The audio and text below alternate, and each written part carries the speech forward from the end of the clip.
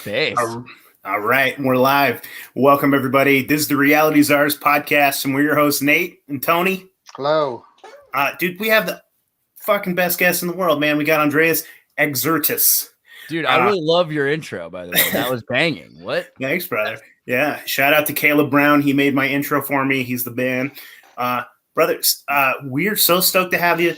I've been listening to you, I think, like everywhere I fucking can, man. And every single time it's a different, unique fucking, you never cover your old tracks. Like, is there anything you don't know about?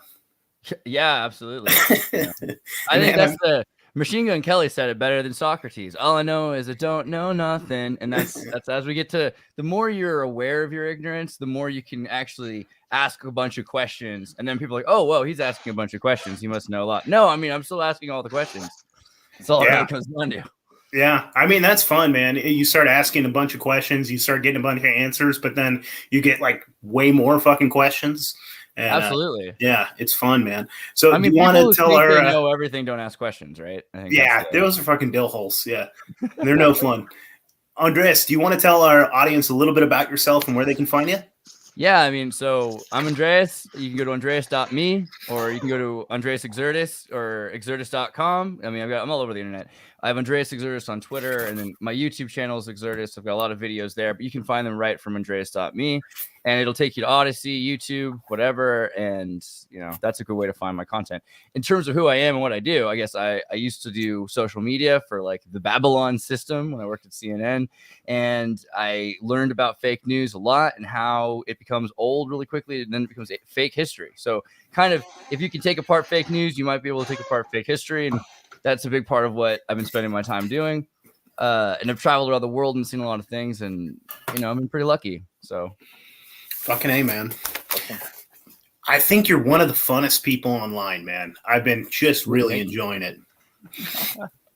Well, I mean, I try to be like, so someone asked me the other day, they said, something about history classes and everything. And I think a big thing is like, who are your mentors or whatever.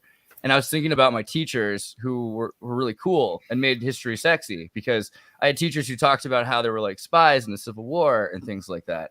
And I don't think everyone did. And maybe that's a reason why people are like, I don't really care about this, or they latch on to aspects that were kind of a bummer.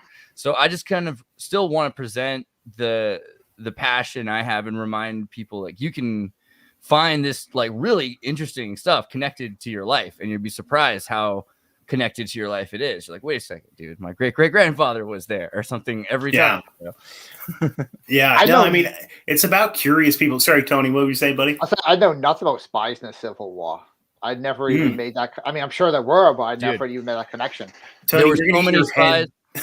I was just going to say, Tony, you're going to get your head rocked right now, because literally fucking this guy, he just goes off on shit, and it's the best thing in the world. I love it.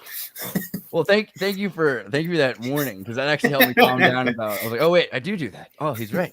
But I would have said that during the Civil War there were so many spies. How many were there? There were so many spies that they had to suspend habeas corpus, and so they could just arrest you for any amount of time without any crime. This is Lincoln's whole thing after the Knights of the Golden Circle. And so there was a group at one point where on both sides, there was a guy who was arrested who's part of some secret society group that was trying to build this Havana, Cuba capital, New World with slaves and everything. When he got arrested, a bunch of Confederates put on a bunch of black clothes, and a bunch of Yankees put on a bunch of black clothes, and they started bombing Philadelphia until they got the guy out.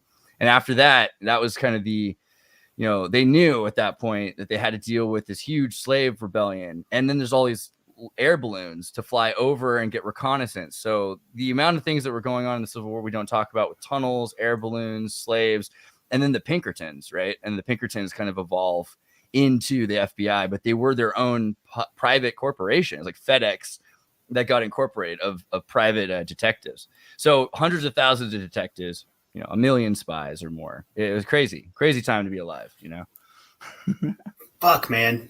You need to be a history teacher. You kind of are.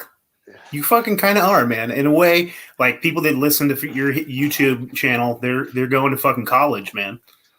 I mean, I definitely think that YouTube could be, in like video series in general, can be educational, uplifting, and you can learn a bunch of stuff. And part of the truth of it is I am trying to bend society's understanding of this stuff out of the paranormal, into the mainstream, because so much of this stuff is literally just mainstream history at this point, but it's been forgotten, it's been ignored, it hasn't been reanalyzed since all of these contributors over the last 20-30 years have been trying to fix the history. So it's not even really that I've got like some rebellion against the mainstream, and I'm finding out more and more. I'm surprised by things like Smithsonian, who forever you look into their history and how it happened, and it's not quite as innocuous as it sounds, and like maybe there's some hidden bones here and there of giants and things like stories, right? That's on my list to talk about. Oh, well, I love that. Just really quickly, I had recently heard that there was a reasonable explanation for why they had disappeared the bones. And it had to do with certain tribal rights that had claimed that those bones had to be buried a certain way and that they'd been disrupted. Interesting. And so I was like, oh, okay. So there's a lot of sides to everything we're hearing about, even from the Smithsonian. That's fucking fascinating, man. Yeah, because I mean, I was definitely going to dig into that about like the Nephilim and maybe how they got here, and maybe how, because the Native Americans definitely talked about giants, man, and big redheads that would fucking like rape and cannibalize and murder, and the mound builders and all that shit's so fucking fascinating. Dude, Peru came up recently on a talk show with the Airy Bros, and we were talking all about the locations in Chile and Peru where the giant redheads with their elongated skulls are. And it's interesting when you look into Egypt and Peru, because head binding is a thing for both of these cultures that are built around ziggurats, these like, step pyramid structures. Yeah. So at the end of the day, there's just so many weird commonalities, regardless of how society tangents out, trying to do the thing that they're all emulating. But it's even more than just head binding, though, right? Because like their skulls actually are bigger too, right? So there's a lot to be said about the gene flow of the different kinds of Homo sapiens, and almost every kind of Homo sapien or every other kind of hominid that we think of in this long line, it's not true. It's actually gene flow simultaneously, right? Yeah. They're coming over and back and forth, and so we're finding this idea of Homo capensis, and people have argued whether or not Homo capensis exists. It's still not mainstream. Like the Y chromosome has to be fully mapped in haplotypes back to haplotype O in order to be sure if this exists. But we do see genetic evidence that it's a very different looking thing, and it's unique to like 3 or 4 major places that have, again, unique ziggurats. They have these pyramid things, which are not quite pyramids. They're step buildings, but they quack like a duck. So there's something to that. There's another thing I want to say about the Peruvians with the building of these temples and everything that they had. Also, it looks like they're built on top of another monumental site as well, and that they've been reconstructed. So that's something I brought up in a video recently with you and Junior. So much of it's been changed. They've implemented, people have come in and said, oh, this is what it's really about. And these mestizo cultures that are partially Spanish, they've been made more Spanish. They're going back and reanalyzing everything. And what ends up happening is we have this exaggeration of the archaeology by the locals who are now moved in. And it's the same thing that happened in the 19th century with Egyptian mythology about the ancient Egypt. They said, oh, this is what ancient Egypt was like. It was this thing.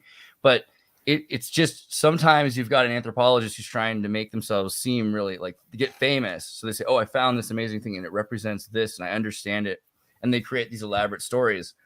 So it's been that's something to consider in terms of the Peruvian narrative.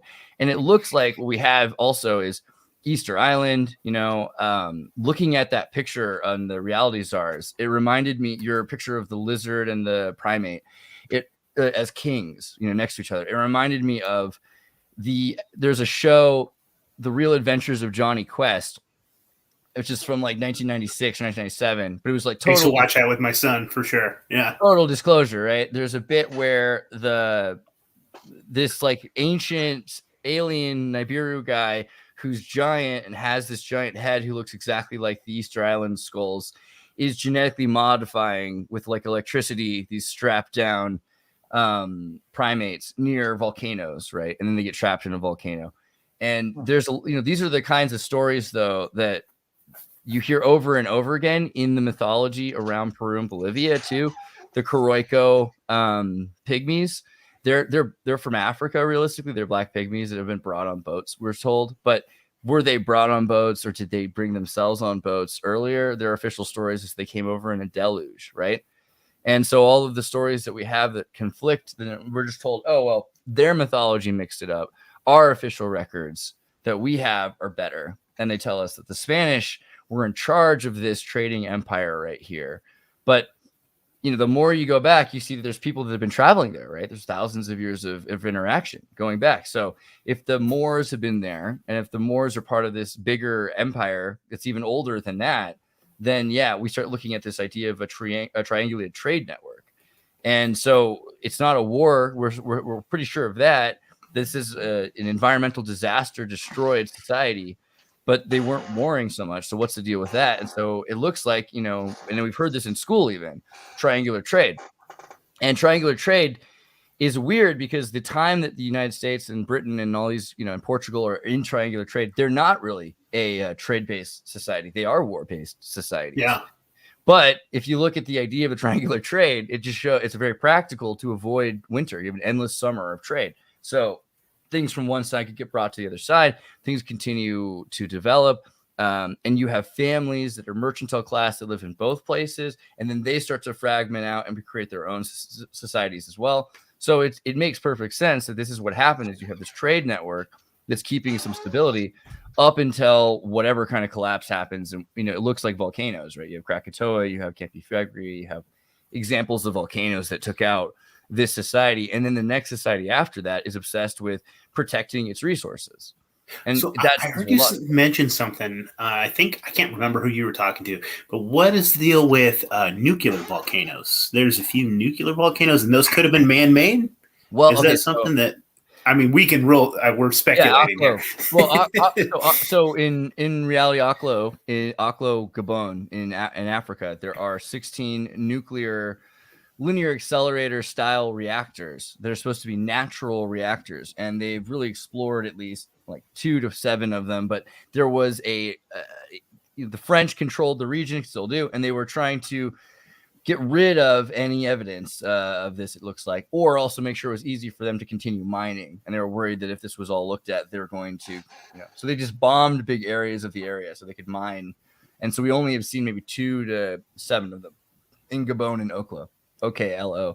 But what we can show is the depletion of uranium, which is not supposed to happen naturally, and that there's plutonium that's produced, and theoretically only humans can produce plutonium, which is, again, this is not true. Probably it can be produced naturally in some way. And at the end of the day, what we're going to find out is how we're going to do it through nature. So one way or another, it connects to this idea that it's better to use biomimicry or geomimicry to create something than to have some human system that's totally against the grain, right?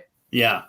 But it might literally be that, this is examples of an ancient civilization, and a lot of people suggested that it took decades to come up with a theory to describe how it could be natural instead anyway, like literally 30 years to come up with something. And it's not a really great long-winded paper either. It just has to do with how deposits in terms of pressure work, and that there could be there literally could be some natural progression if you put certain things next to each other, though. So, I mean, that's the question. It looks to me, though, like an example of ancient civilization, and that's what it looked like for 30 years until someone could come up with a natural reactor theory. And there are many others, and that's the thing. It's not a unique phenomenon. So there are marine volcanoes where there are nuclear reactions occurring, and we're not aware of like how much water vapor. Yeah, that's the other thing is the shifting of continents and the stories we've heard about land moving, not just because of like tectonic plates, but literally volcanoes erupting, pulling islands down, pushing islands up, creating new islands. We don't know how many islands exist in Polynesia because it's not a constant, it's a variable, they rise and fall. So, and China right now in the South Sea, China is using this to their advantage by creating islands. They're using geothermal spots that they submarine down into the water, and they pull up resources to create these islands, and then they're able to defend within 100 miles outside of their false islands. Are they way more advanced than us, or they just have different priorities? Because that sounds cool as fuck.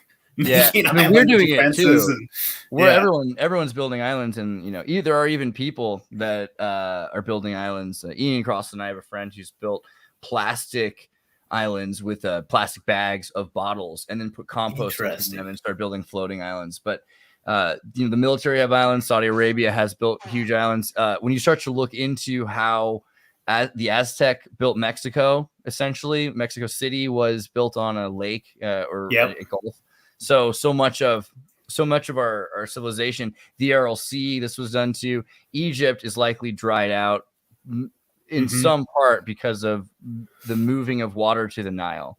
I mean, the evidence I'm finding more and more that shows that they dammed up the Assuit from Ethiopia, because the White and Blue Nile run into Egypt from the south, right into the north, into Thebes and Luxor.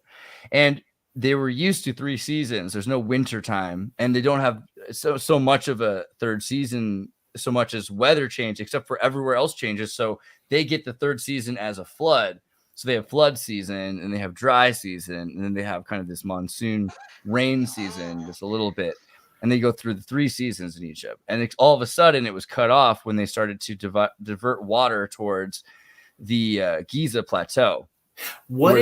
So I've heard this before, and I'm curious because you probably know the answer to this. Was the Sahara Desert at one time, was that all like lush, like areas to grow and things like that, and they just destroyed it by growing wheat? Did the Roman Empire really just like... Most of it was water for a long time, and then there were fields in some area. Okay, but originally it was mostly water. So you have the Mega Chad, and you have the Mega Congo, and you have these huge lakes like Chad, the state of Chad, and parts of Libya, and into Egypt, where this giant lake, and then there's another giant lake in Uganda, and there were river systems that ran from Morocco through Egypt to the other side into Saudi Arabia, like all the way across Egypt, and all the way across Libya, and all the way across Cameroon. And so these huge river systems, you could take canals to get from Northwest Africa down to Southeast Africa, and vice versa. You could take river systems and literally connect virtually all of the continent. And that's not as long ago. It's not as long ago as people think. If you start to recognize feedback loops in environmental change, it's funny because some of these things people talk about climate change, that's where it really applies to something that's real and you can look at, like in our lifetime, in 50 years, something that your science teacher told you took 50 million years can be accomplished, right? And so all of these places that we think of as being these deserts, these barren deserts, well, like for instance, the opposite of the Tonga explosion, just about January, right? The epicenter of the Tonga explosion was in this part of West Alexandria that was known for being a oasis city. Let's see if I can remember the name, like the 2 rivers, Egypt. Find that. I recall the name of the land between 2 rivers. Okay, it's okay. I'll recall for now. I'll remember later. I can't remember. That's all good. I have another random question for you because we're talking about islands, we're talking about this, that, and the other. So I know one of the answers here, but what is your idea on the shape of this planet? Like, I know that's fun. So mathematically speaking, everything is inside of a giant universe or multiverse, right? One way or the other, right? So if in terms of frequency or not, whether it's a universe or multiverse, but it's something bigger than just the planet, arguably. So everything is in a holographic universe. We have an electrostatic universe where everything is essentially flat. I mean, so theoretically, if the universe is flat, then everything in it has to be flat. That gets a little closer to simulation theory. And simulation theory, I think, is missed out on because people talk about simulation theory, but in the Matrix, everyone's still plugged in, right? There's still a stimulation, right, of something going on. So, but the Veda talks about the world got flattened by overpopulation, and that Vishnu had to burrow the world out because it sank into itself, into hell, and pulled out. So there are a lot of stories about this kind of metaphysical quality that's flat. But in terms of reality in general, I think that's a That's a more mystical question than people realize. I think it's just a scientific question, and I leave that to like Eric DeBay. Yeah, I mean, it's fun, dude. I really love the whole concept that maybe we're on like a flat realm, and that the Earth is just endless. Like people are talking about like islands past, and there's endless land, and dude, that's so much fun. It just made me think about when you're talking about islands. But you're really into hollow Earth theory, correct too? Dude, right? Yeah, that's a fun one too. I like it's that a lot. interesting that people think that the world is so explored in every direction, but you think about going down, it's not. We go maybe 3 tunnels that are 8 miles deep. The Soviet Union had one, the military had one, or has one, in the Mariana Trench, and then there's a third one being built right now. Some MIT group wants to do in order to build these geothermal energy plants so they can run the entire planet off of hollow Earth fusion, right? Getting energy from the center core. And there's a lot of questions about is it going to be ionized, but extremophiles are finding crazy life forms that live underground. The volcano snails. Have you seen those? Yeah, those are cool. Yeah, it's like there's a pretty crazy. I mean, it looks like a dragon. If it was a bigger animal, and it's already pretty big. If it was any bigger, I mean, that thing would be terrifying. So how big are they? I mean, they can be about this big. Yeah. Yeah, like that's so crazy, man. I love sea snails. I'm a chef by trade. Like, nice. I want to eat one of these. How the fuck do you cook it if it can? I don't know. I wonder if, like, with extremophiles, if you can eat. First off, obviously the shell is made out of like metals and yeah. So you probably couldn't eat that.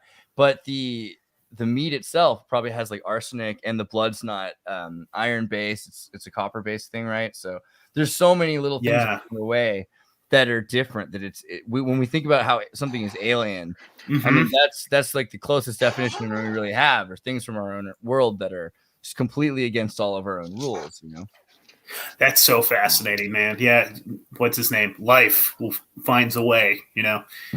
It's fucking wild, man.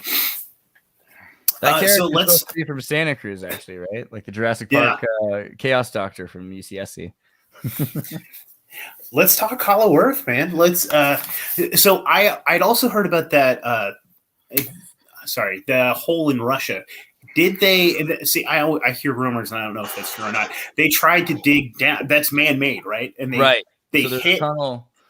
It's like 8 miles down. They couldn't go any further, and it screams. Like if you, you can look up the sounds that the tunnel makes, and it's on Wikipedia, and it's called like the Hell Tunnel or something like that, Tunnel to Hell, because the sound waves or whatever it is, it screams. Like it sounds like thousands of voices screaming out in hell. It's just terrifying. So they've covered the thing up with this metal plate, and again, it's like very far from anybody in the Soviet Union because it's not near people. So people rarely go out to look at it, but it's been covered up because it's just terrifying that it screams that loud. So, I mean, but the question: how far across is it? How wide is it? Do you know? It's a small hole. Their hole's only maybe like a foot wide. Really? It's an auger that went straight down. Yeah. They could drill a hole. And that's kind of the thing, is you'll be able to build with the Mariana Trench. They were able to go much bigger and have bigger drill systems. And in California, you have this sort of Etch-a-Sketch thing. So I did a Vice special where we were looking for hollow Earth, and they had us going to Shasta and all these places. And one of the things we realized is, Santa Cruz and all these places up to Shasta where the rocks are, there are rocks there still, but the beaches are covered in the silica sand, which can keep the heat, can keep it's an Etch-a-Sketch.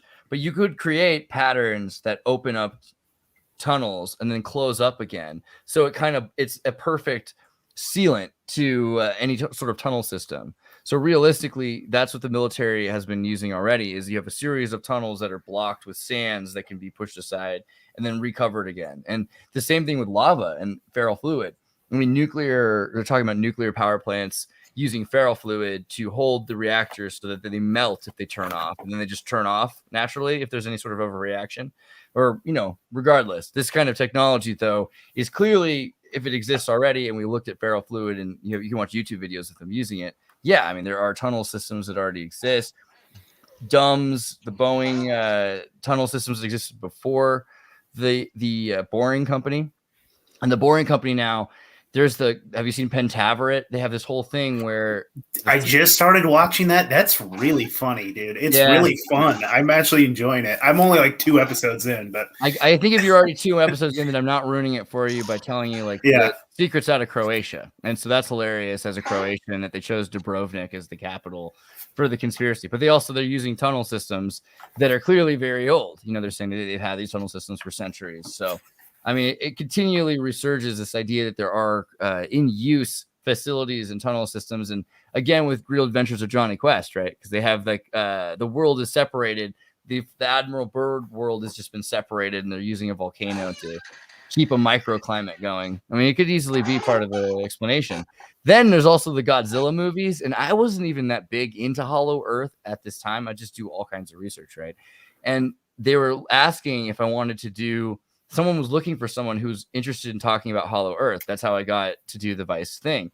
And I was like, okay, why are they pushing that? Well, of all the things, what is it that they want us to research about Hollow Earth? And again, then came out the Godzilla movie and the sequel. And there is something about Hollow Earth that is pervasive because they're saying there's another society that is powerful that they're working with. That's all the myths, all the mining myths from the 1800s and from Chile and Peru. They have the same stories in the mountains. There's this advanced civilization.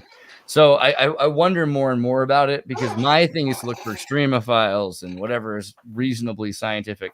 But yeah, I'm not against the idea that there could be a civilization that survived. I mean, that's what the Peruvians said, even that they went underground for 100 years, and some of them didn't come back. Right when the last reset went, so it always comes back to the reset in Hollow Earth. Yeah, man, it's super fascinating. We had a guy on. Do you know Arya Sulin? Sounds really familiar. Paradigm Threat is his website. Oh yeah. I love that guy, man. And we were talking about Hollow Earth, and he was talking about basically in his world, it's kind of like a flat donut. And it goes in the North Pole, comes out the South Pole, and that's what like creates the electric universe like this. It's fucking fascinating, man. And he was talking about how the Nazis, like that was the whole thing about how the Nazis actually did. Yeah, I guess through the South Pole, I think Antarctica, and there's still Nazis there. I don't know if that's true, but it's fucking cool. I mean, there's Nazis everywhere. I love it, man.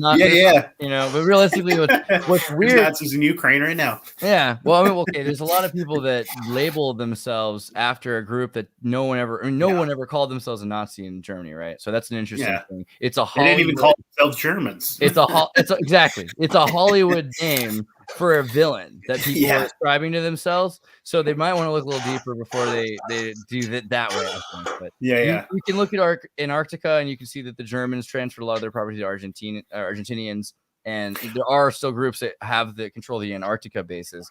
North Pole is a little different. There's a lot of islands in the North Pole. There's a lot of groups in the North Pole. If you start looking again for submarine mining companies, you will find Swiss companies. You'll find Tierra Mars, the group that Maxwell started, that are, they're in the commons building, and you'll find on Google Maps, right? Like these in the middle of the ocean, there's just this one little spot here and there where there's a tunnel straight down a tube, and there's a little platform, and some oil drilling compounds are there, right? But it's more than an oil drilling compound because it's a submarine volcano mining compound where they can get all kinds of metals, and you'd be surprised what the pimples pop on the backside of the earth, like metals that are pretty valuable. What are they hiding in the Antarctic? Do you know? Do you have any like theories? Like, why aren't we allowed to go and explore the Antarctic?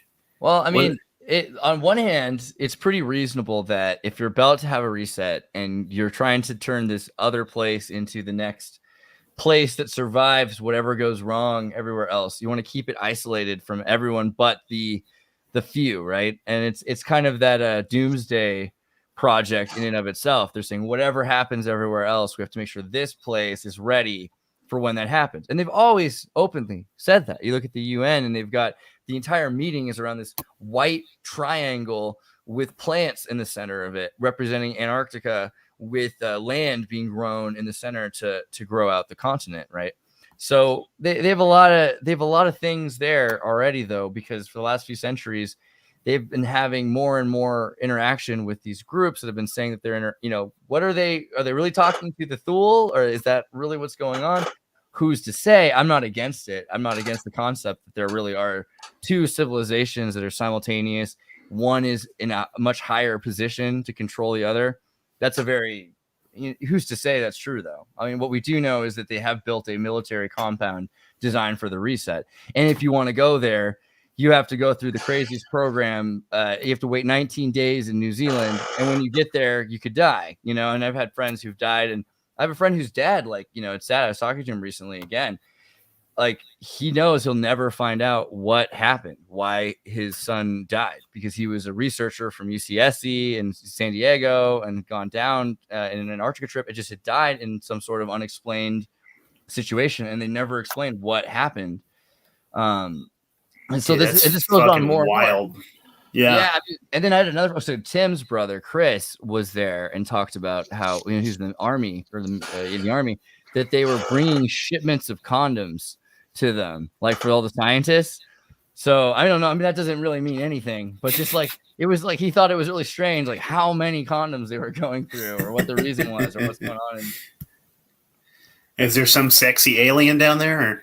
I mean, as one myself, I guess the reason scientists are sexy themselves, and but that's why I didn't want to. It wasn't why I didn't want to go. It was mainly because of the death thing. So yeah, I feel that. So okay, random questions here. I guess because at some point we're going to get to Tartaria, but I have a couple questions for you. What are your thoughts on interdimensional beings? What are your thoughts on? In your opinion, have you had any like paranormal experiences at all? So I am more open to non-causality, to the Berenstain shift kind of idea, Mandela effects, even a little bit more than some people. I noticed like Tim didn't believe that the cornucopia was really the cornucopia on the fruit of the loom. He's like, that never existed. I'm like, okay, well, you're from another dimension. Like that's a lot easier for me to accept than the cornucopia didn't exist. But so, I mean, I'm open-minded a lot. I did a video recently with my friend Jeremiah, the engineer, on tachyons and superluminous, faster than the speed of light, etc. Travel and data and energy, and what he thinks about, as well as a mainstream scientist. And I kind of agree with the idea of resonance and spin states affecting our idea of polarity, magnetism, gravity. A lot of these ideas don't really exist in so much as you can't just call everything a hoax, right? But what it really is like there's a spin state, and spin state frequencies have harmonic measurement and resonance, and you can set them up to spin in ways that will completely change what we understand of weight, and you can make it literally be rising up in terms of polarity. And so these kinds of things we've proven and seen, and I've seen them do it in the lab. Like we're able to manipulate quantum spin states. The other thing is harmonic resonance. I think this also weighs into what shape your experience of the world is in an electro holographic universe.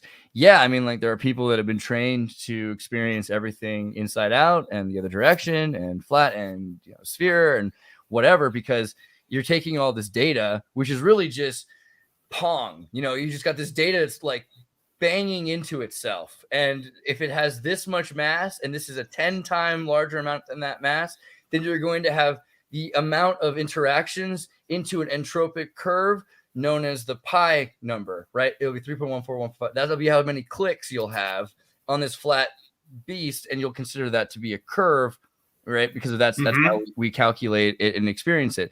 And holographically is confusing because a lot of times holographs are solid photos. So imagine a moving, holograph, but it literally that's what you're doing. You're capturing density in par density, like the photoactive radiation par density.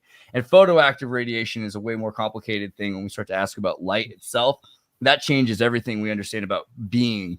We think that we're so much more. I mean, really, so much of what we think we are has to do with light banging into us. That's degrading you. That's defining your age. That's if you're being Superman, right? Superman is literally, because he's a different light source, a red sun, and so the yellow sun, he's got more power because of it.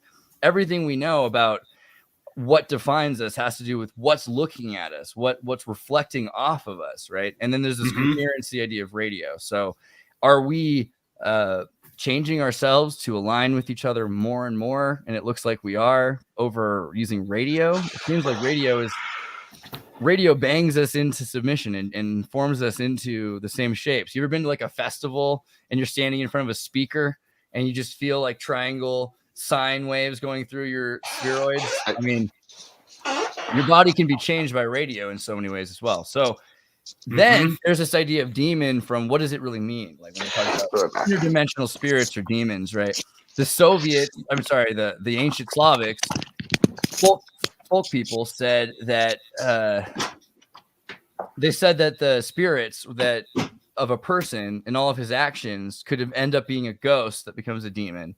So if you're obsessed with money, you could become this like money obsessed entity that was your actions in your lifetime will survive beyond your life, right? So you could also imagine in a program, you've got these programs designed to serve these purposes or daemons. I think a lot of these things rise and are created by our consciousness, and then they end up being on multiple levels of radio. And then of course you've got mind control, and you have people acting on the alpha state, theta states, omega and gamma states, which can be doing all sorts of different things to your brain, and you could be having multiple personalities which are existing in different planes as well.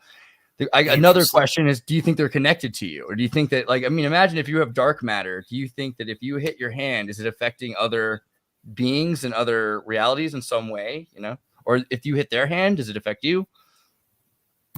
Yeah, man, that's super fucking fascinating. Yeah. So you think that a lot of it is more inside of us than something being outside, right? But I mean, I think we have a lot more control. Yeah. I think that there's a lot to that. Like myself, I'm a Christian, so I do kind of believe in. I do believe in God, and I do believe in, demons, angels, things like that. And totally. I don't necessarily know what they are. I'm still open-minded to a lot of these different things, and whether it's something physical or something outside of our what we can experience or feel. I don't think that really matters. I think in the terms of, for you, it might matter more than normal people, or I don't know. Yeah. For a Christian or for a religious person, it might matter more because you're making choices based on that. And so, but it's interesting because in religion, so much of it's been shifted around. Still, Christianity and the Old Testament have a lot of evidence about this idea of Adonai Elohim. You can read it in Genesis 11. When it talks about Babylon, it refers to God in plural. Let us go and distract them. And you can see with Job, the sons of God came down to be with the Father. Now is the time when the sons of God came to be with the Father, and Satan was also with them. So little bits that they kind of are putting into your subconscious about the Book of Enoch. But you have this idea that you have a being that's designed to serve God entirely. And again, the Bible doesn't have some of those books unless you get like a Catholic Maccabees edition, or even then you need like the Book of Enoch if you want to postulate if some of these things are true, that angels were unable to do anything other than serve God. And then Lucifer was annoyed by that and wanted to make his own choice. And now we live in this kind of closer to a dynamic. And that's this weird thing, because so many people say, hey, God created the world, or, the Lucifer was created, like God said, let there be light. And then Lucifer is light creating the world. And she's like, all right, we're separate, because darkness, God is darkness at first. And then she says, let there be light. And then it begins this whole process, which we then start to look at Christianity in a Gnostic sense, or in a Manichaean sense. Manichaean meaning like, is this like half and half? Is the yin and yang? And you're told, no, that's not true, because God is greater than the devil. But because of the way the world is set up, there's a lot more power in the hands of the devil than normal. However, the devil's still not doing anything other than what they're supposed to do.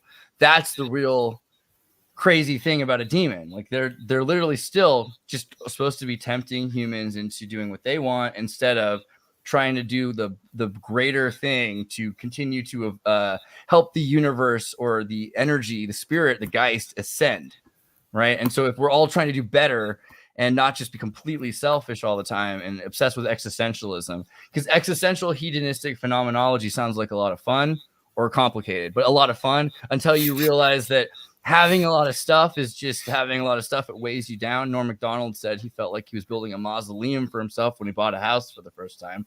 You don't always need all that stuff. So we're supposed to be focusing on serving God because that's what makes you more happy. Like literally, you have a better time if you're hedonistically obsessed with the higher function goals, right? That's funny and interesting. I'm gonna have to ponder on that one for a while. I like that. I always think of myself as a Christian, but I'm sure they would have burned me at the stake if they had the option, you know. Well, I would welcome you in, man. I sometimes I don't even use the word Christian anymore. I really like. Do you know Emmanuel Kingman? Do you know that guy? Emmanuel Kingman. He's got the Godcast, Goodness Over Darkness. Shout out to Emmanuel Kingman, cool dude. But he uses the same terminology I do, Christ follower. Nice. So it just. Well, Gandhi would have laughed about that, right? Because he said, like, I've never met a real Christian. I've only met, people that talk about him, right? Or that. I mean, I love that quote from him, and it's depressingly sad too. At the same time, he's like, "I love your Christ, but I hate your Christians." Right? You know, because like he was Christ curious. That's another one that my friend uses, Christ curious. I like that, and he was like, he was curious about Christ because he was all about pacifism and like he was all about like civil disobedience and like fighting the state, but like through, civil disobedience. I love Gandhi. Gandhi was a bad motherfucker. Yeah. I mean, there was he did some stuff, whispers about some creepy stuff too. Yeah. I don't know about whispers. There were some shouts behind closed doors. Oh shit. I'm sorry. I can't help it. Yeah. I like that small aspect of him. No, I mean, everyone has to remember good and evil, and every biblical character, right? Was David good or evil? Yes. Yeah. Was every human full of evil? Yes. Are they full of good? Do they do the right thing sometimes? Yes. Should we focus on one or the other? No. Should we focus on both? Probably. Because if that way we get a more holistic view and we try to help people become better people all the time, right? I think that's ideal, So Gandhi wasn't perfect. Martin Luther King wasn't perfect. Malcolm X, weirdly enough, was perfect. So we just have to I love Malcolm X. Malcolm X was a bad motherfucker, yeah. So it is what it is. But yeah, he's a good yin to the yang with fucking Martin Luther. Yeah, I think they're. Yeah. But you can see also where there are reasons why Christianity has been bent, like in the 12th century, in the 2nd century, the different ways they've looked at Christianity over. It's really hard for me, I was like always, oh yeah, you accept the Bible's word of God. No big deal. That sounds reasonable. It sounds pretty biblical. But then you got to get into the part where they were killing people, whether they believe the letters to Thessalonica or the city of Ephesus, those letters by Paul to these cities, are these the word of God? No, maybe those two, we weren't quick enough, dead, and so they're just killing all these people. So that's a thing where it's like, I'm not just saying that because, oh man, remember that Christianity's been through some stuff. We've lost a lot of what we understand as Christianity, the Ebionites and some of these early groups that really tried to follow what they thought was the laws of Yeshua. And it's no coincidence that the years between 13 and 30 are disappeared, right? Because those are that'll tell you everything. That's everything you need to know about like Yeshua and his life and everything he did. Because remember, he's in Alexandria, not even in Israel. He's moved as a baby for his own safety to Egypt, and he's living in Alexandria. That is a big city, a wild place to live. There is no more interesting story in the world than what Yeshua was doing as a teenager in Egypt. Yeah, man, I want to know that. Maybe we don't hear anything until he's like 32 or something. That right? It's like 30. He shows up in the desert. He's like starved himself. He's in a Kundalini yoga gear, and he's just fighting with the devil. You're like, whoa. And I just, the last thing was he was about to have his bar mitzvah, and then you guys just, dude, where's this kid 236? What happened? Yeah, I knew someone who wrote a story about that, like his missing years. And it's just like him and a bunch of teenagers hanging out in restaurants, drinking water, and like, I'll have one loaf of bread. Dude, send me that. I'm for it. I want to read that now. I don't know where it is. It's been a long time ago, but it was hysterical. Agatha Christie did have like the missing years of Jesus, and it's not quite for me though. I want to go like I was influenced by Agatha Christie and Kevin Smith. I want more. I want the whole thing. So. Okay. Let's go Tartaria. Yeah, good idea. I got a question. So, Tartaria, my first question. Is it a time? Is it a place? Or is it a people? All of the above. Man, you know what? If I could just find the opening quote from Travels from Tartary with Ian Fleming, that actually might be the best answer right there. See if we can find that. Tartary is not just a place, it's a state of mind. No, there's a better there. Hold on. We'll find the book. Peter Fleming, Tartary, right? So his brother Ian Fleming wrote James Bond. He wrote News from Tartary. And let me see if I can just find the intro page there. Tartary is not just a place in a sense, but also refers to the air. This is not right. Whatever. I'll just paraphrase it. And you can find like the opening page. He talks about it because he was going to China and he was going to a city which was called Tartarstan. And now we call that city Beijing. But so many people were saying, hey, what is this thing? I've heard about, my grandparents were talking about Tartary.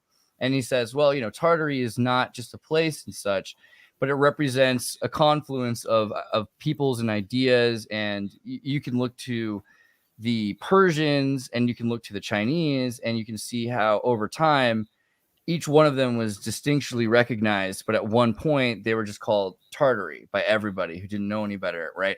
And so that begins this kind of just explanation that Tartary is, maybe just a mislabeling in the 13th century. But if you go back and you start looking at and you start asking all these people, you can see that's not correct. And even the Turks knew this, that they were part of this thing that they would call the Tartar. And that's where the word really starts to get resurgence again.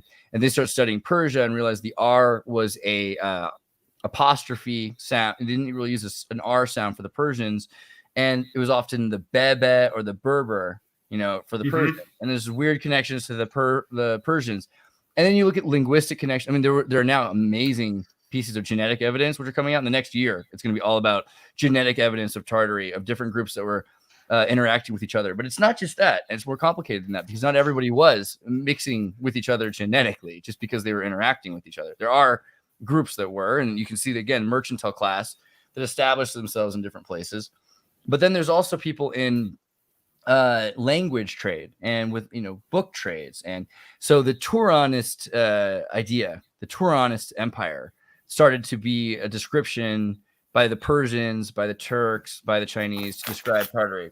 And then they wanted to differentiate themselves more and more from China because China had changed especially in the last 200 years. In the 1880s to the 1930s, there have been huge floods, huge flus, huge deaths, entire populations removed. And so the Russo Manchurians, who were in the northeast of China, and they looked more like you, really, and they had some darkness to their features, but they weren't like Mongolian or something like that. They were the imperial family, And then before them, you've got the Khans, and the Khans, they were all redheads again, back to these tall redheads with green eyes and everything. So it shows the same progression that they met, they married in, that they had localized families, and they do start to become localized to an extent, but then they're all wiped out. There's a giant flu that kills all of them, just about, and the royal family is wiped out. And so then continues on the march of the Han, right? And the Han are from North Mongolia more. But if you go even further west, then you're back to the Turks, and you have Shuangxing, and Shuangxing is the Uyghur area that was supposed to be Turkmenistan or a new kind of Tartarmenistan, or they had these ideas, and the Japanese were trying to support them. The other thing is, at the time, in the 19th century on, the Japanese were all but convinced that they had come from Turkey somehow through Persia, and the Turks similarly, like, we have to reunite with our Japanese brothers.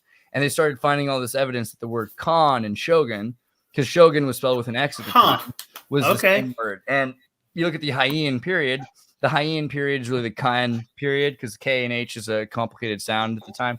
So you see they have stories in Japan of them being part of Tartarstan, of having these Heian culture brings in all of these Asian and Arabic concepts and names, Arabic names. And Osama, for instance, Osama becomes Osama, and that means king or lion, right? So Lion King is connected to Osama through Persian and Japanese and Arabic. And then also, Tony, you taking notes, man? Yes. This is fucking college right here, man. North and South Japan, Musaishi for where Tokyo is, and Isaishi. Isashi, right? Isaishi, no, yeah, Isaishi, which is the Esau versus Musa, and Musa is Muhammad is Moses. Moses is called Musa in the Quran, and in Arabic he's referred to as Musa. And Esau is also the son of Jacob, right? I believe that is it Isaac. No, it's Isaac's son is Jacob, and Esau. Esau's his firstborn. That's so fascinating, man. Yeah, I've seen some pictures of Japanese Jesus. You know, and I heard about this, that like Christianity had gone to Japan like a long ass time ago. Right. It's actually weird. So fascinating. It's weirder than people even realize. And you can see Samurai Champloo, and you'll see there's episodes of that. This whole show is kind of about the hidden Christians, but it's bigger than people realize because Japan's really normalized since then, right? I fucking love that show. Yeah, Samurai Champloo is so great. Some days, some live, some live, some die in the ways of the samurai. I don't know. It was a great show, but there was a thing with the hidden Christians that we don't recognize how big of the population of Japan were Christian. About half of Japan were Catholic. Oh, shit. Yeah, and they killed at least a third of the population. So the amount of people that were hidden Christians, and it could have been more. Like the thing is, when we say Catholic, we have to understand there are a lot of people that aren't Catholic and they're still para-religious. So we would have had more of the Gnostic sects. And you think about Islam again, and Islam is a Christian, para-Christian Gnostic sect, right? In a lot of respects, it's its own thing, but it talks about Judeo-Christian Abrahamic God with Jesus, and then just continues on like, you know, the same with Joseph Smith. These are kind of para-Gnostic sects. Manichaeism was a Gnostic sect as well. There were thousands of these groups. And we talk about conversion, like the conversos and the Inquisitions in Spain. The conversions were to not just convert people, you know, not just to kill them, but to convert books, right? Converting all of the data from Arabic. You know, like Hebrew was a dead language since 2 BC, 100 BC. So they've moved on to using Arabic by that point. And it's into the 1600s, into the 19th century. They're still writing in Arabic all the time. So the Torah is in Arabic. Everything's in Arabic that we have, going back to this point where we're like, wait, what is before Arabic? Well, Arabic has different scripts, has different connections to Aramaic and Proto-Semitic. And so this Proto-Semitic language, that looks like this Etruscan thing. And we have to really analyze the connections between Slavic, Russian, and Sanskrit, and different, and also Ugaric and Tamil. But the thing is, they're all different. And so it's like, how is Turkish related to Sanskrit? It's like the most opposite thing, until you see that there are actually classes that existed. There's 17 classes. And you start seeing all the class systems that are connected. You're like, okay, here's what happened. You had a system of a hyper class based system. I mean, again, not just rich people and poor people or worker. No, this is 17 to 24 different classes of people. I mean, in terms of masculine and feminine, it's doubled, but it's still maybe 8 to 10 different classes of people, maybe 11 different classes of people. So it's crazy. And they tell you, this is how you say hello to someone who is wealthier than you. This is how you say thank you to someone who is more powerful than you. And the same logic is shown in ancient Egypt, as far as we know, right? And again, half of ancient Egyptian stuff, we're finding that Akhenaten is the same exact time as Moses. Wikipedia says it, right? We're already moving on along to admit Akhenaten, basically, we can admit he's a guy who started a monotheistic religion at this. He left Egypt. What's Moses' story again? Oh, he's raised by the Pharaoh. He's going to be Pharaoh. He's not allowed to be Pharaoh. Oh, he's Akhenaten. We're just about there. Society's just about ready to accept that 6 out of 10 stories are the same story that have been retold in just some way. And that, you know, and Jesus was probably 1,000 years ago, according to the Flamenco timeline, which is one of the most important aspects of the Tartaria chronology, because we're looking at all these events that have been put on top of each other. And Russia didn't use the Gregorian calendar until the 20th century. They had tons of discrepancies that they had to go through. And the Soviet Union was paying people, mathematicians and astronomers, to try to figure out, wait, when did this really happen? Because we don't know. According to our calendar, we look crazy, because it would have said that we did this thing 1,000 years ago. It would have had to have been 2,000 years ago. Come and fix this. And then he's like, no. You guys have it right. They're lying. There's no other way. And he just proved it case by case that history has been extended. And you might think to yourself, okay, well, Jesus happened 1,000 years ago, 2,000 years ago. What's the difference? But if it was yesterday or 1,000 years ago, right? When this happened, it was a big difference because you have Yeah. Jesus as this relevant character that's separated from you by 1,000 years.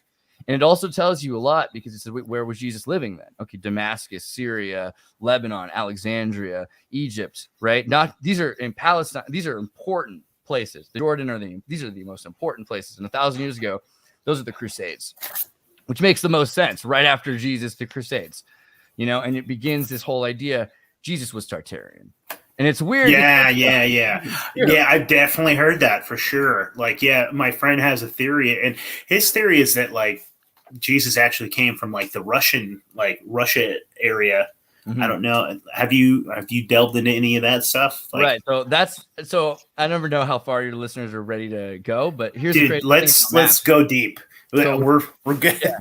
With maps are usually telling you the location of a place instead of the location of a people. And so if you had a more fluid map, you would see that people are moving around. And particularly important are these groups like the tribe of Israel, where they had to, throughout history, move to different places. And so where they go, they're establishing their new holy city. So several times over, they've referred to Moscow as Jerusalem, or London as Jerusalem, or Istanbul, Constantinople as the new Jerusalem. There's another one, the Ovid or something like that, the Balkan Israel. There's all of these little spots around the world that they've gone to, and they've started to say, well, we'll rebuild here, right? There's a place in Chile like that as well. Because of that, there are literally places where the 12 tribes have gone to that we think of as the Bible would put it in Canaan, but it's not, right? It's Moscow, legitimately Moscow in the 11th century. And we're thinking this burned down and it was connected somehow to the 12 tribes. Well, yeah, like here's the distance. You look at, again, also remember that there was more water at this time. There's not, even without that, just looking at the way the map is now, you just have to account for Romania, that they had to maybe walk 200, 300 miles in Romania if it was today. But we know that Istanbul was a water path through Istanbul, and going down, you'd go through Odessa, through the Black Sea, and through Crimea. So all of these areas that they could connect to by water, as soon as they got out of Egypt into the northwest coast of Phoenicia or Tripoli or any of these like Phoenician cities that are connected to the coast of Egypt or Israel now, then you would just instantly go into Turkey. And from Turkey, you go into Ukraine, and from Ukraine, you go into Russia, and there are canal systems everywhere. So Russia has tons of connections showing this. And then the other thing is Syria and Damascus, right? Because Syria was like a French city, fancy smancy with lots of lights and everything else going on. And they've recently destroyed it. So it doesn't look, and we think of now Syria as it's like, well, this place that was destroyed. But even, in our lifetime in the 60s, Syria was one of the nicest places on earth. And it always had cathedrals and churches. And somehow it's been more and more connected with the Ottoman Empire. And we use the Ottoman Empire as this excuse to erase history. And in fact, that was something when you were talking about the episode, sorry, dude, it's like a million degrees here, by the way. There was the Mehmed II, who was the Caesar of Rome. He was the first Turkish Muslim Caesar of Rome. But the Catholic Church was like, no, we're not going to accept that. That did not happen. The Orthodox accepted it. Everyone else accepted it. And so you look at history books, and it looks like it didn't happen in Rome, but it's obvious. Dude, when you run the Roman Empire, it's kind of hard to ignore it. So there's all of these doubling over as examples throughout the period that we're associating with, 11th to 12th century, this period that's the flamenco chronology. Hey, the closest thing we have to our correct history is the Arabic version of the history from the Ottoman Empire. It's not always right. And we're looking also at some of these books from the Songhai Empire, and there's a lot more that we can say about history, but we just have to be really careful about believing now. It's like Poirot, the evidence has been set up for us. We have to be very careful believing everything that's been set up in front of us. 100%. And what we understand about Jesus is also weird, because at the time, all the pictures of him show him as a donkey-headed guy, right? Like, and you look at like the original Jesus graffiti, what's it called? Egypt donkey. It was a picture from maybe like 200 AD, Alexamenos Graffito. The Alexamenos Graffito blasphemous graffiti, and it's a Roman piece of graffiti, and it's basically some Roman guy saying, "Hey, you know what those Christians worship?" It's like he's this guy who came into town as a donkey. He came as a donkey, and so there's all these connections to Seth, the foreign god of Egypt, who was considered to be maybe a jackal or a donkey, or he's the foreign god connected to some sort of a mythical Sethian beast, and Baphomet, right? Because the earliest images of Christ are of a donkey-headed dude on a throne that we have, right? That's the earliest stuff we have. So before we took one of the Borgias and put that pretty white man on Jesus, right? I mean, there was the Eritrea thing, and you can look at Erasmus as trying to humanize Jesus, because there's a period where Jesus has a donkey skull, Christopher has a dog skull. They can fly, they go to hell, they save Adam and Eve, who've been down there since issue 1 of the comic. So I had a friend that was trying to explain to me, like, we just have fun on these conversations, but he was saying that he thought that like the jackal-headed, like the dog-headed, and the bird-headed, like all these, like what we would call Egyptian gods and things, he thought that those were Nephilim. And he thought these were literal. And do you think Jesus was a Nephilim? Do you think he literally had a donkey head? Or is this just okay? I think so. What I think it's interesting, just though, that these stories exist about a previous period, and that the Romans are associating it with it. At least, I mean, on one hand, I'm more. Is it just to say he's a foreigner? Is that why they did the what? What is it? Why is that photo? Occam's razor is changing all the time. Yeah. So the fact that we know that metahumanism, I think, is a better term that no one's using yet exactly, and I'm going to try to define it better, as beyond post-humanism, or in between trans and post-humanism, is this idea that you'll have a server with all of your data that's always on, and then multiple bodies, right? So you could have meta Nate that controls Nate 1, 2, 3, 4, 5, 6, 7, 8, and you could even have 6 or 7 Anthonys to do their thing. And, Meta Anthony and Meta Nate could then take the experiences of the 6 of them and upload them at the end of the day, right? And you could just process it. And this is going to be kind of the way we look at Egyptian gods and Vedic gods, right? I'm scared of transhumanism, but that sounds awesome. Well, I mean, you should be scared of it, because the other thing is, those people will probably, it's like those memories, you're just taking someone else's memories. They're not really yours. So it is going to be, and humans don't do this. Biology doesn't do this for a reason. It'll make you crazy. The more knowledge you have, knowledge is sorrow, the Bible says, right? Wisdom, theoretically, you should be able to serve God without having any of this information. And, shame on you, but just kidding. But like, realistically, the more you learn this stuff, it's not bettering you, because you're getting more if statements to your black and white question, yes or no. If now I'm asking if Jesus literally had a donkey head. You know what I mean? Look what you've done. But it's important, because then you have to wonder, then, did the Egyptian gods really have, did Vishnu really have avatars? Or how close are we to just doing that ourselves? 5 minutes? Because it's not going to be long until we're literally creating some sort of avatars. And you can imagine an entire population of guinea pigs, literally, that have your essence in their DNA, so that just for the reason that let's say you're Coca-Cola and you have a bunch of NFTs and you want to save your NFTs, you save them in the DNA of a species of guinea pigs. And as they mutate for thousands of years, that DNA will still have those NFTs. All right. So the data storage aspect is relevant, and it's weird. So Occam's razor, what's the simplest solution, is becoming more and more confusing, because this would be simpler realistically. We would absolutely have people who took on the avatar donkeys too. We would have people who identify with the donkey self. Yeah. We're getting there right now, man. Well, yeah, there's demon self. There's like all kinds of fun ones. Like, people are getting real fun with it. Clowns. I like clown girls. I'm proud of them. Clown, yeah. Well, that's still human, right? Like, it's still like a human character, but there's so many people who are disassociated to the point where lizard guy. Yeah, lizard guy. I don't know. I just know that there is a lizard guy. Your lizard guy might be different than my lizard guy. That's true in terms of archetypical lizard guys. But the ones that I've seen, he's got the shaved, pointy teeth, tattooed his face green, implanted silicone lizard eyebrows.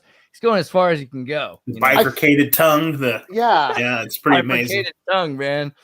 You know, good for them. It's a choice, America. But like for me, it's not so much. But I think that's interesting. And yeah, we are at a point of posthumanism. I wonder though if we can mitigate that with the metaverse more. If you're a man living in a woman's body, does it matter so much if you can be a woman in a video game most of the time anyway?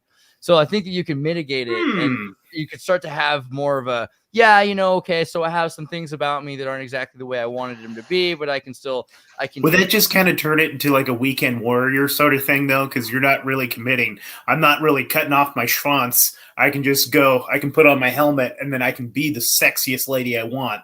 Well, so in the metaverse. It's a scarier. I mean, and you know, like eunuchs were a thing for a long time. You read 1984 or Brave New World, or they talk about the resurgence of eunuchs too. So eunuch culture is something that people don't really consider the connections. Like this is not that new exactly. The main newest is antinatalism. If we're going to be able to actually start to produce kids without women, and there's reasons why a lot of people are pushing for that. Because Elon Musk, I don't think that him and Grimes really had those kids. I think they were lab babies.